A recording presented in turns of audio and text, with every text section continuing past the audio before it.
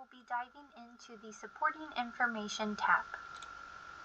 As you can see here, there are 3 categories: achievements, experiences, and licensure and certifications.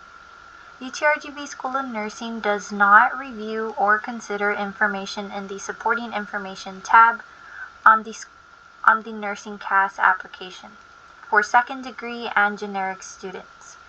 Only RN to BSN need to complete the licensure information. To complete your UTRGV application, second degree and generic applicants will opt out of achievements, experiences, and licensure and certifications under the Supporting Information tab.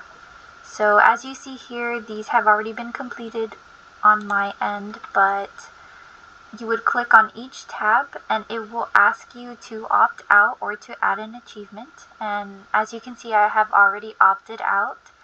And so you would just click that and it'll show you this message here. And the same would go for experiences and licensure certification.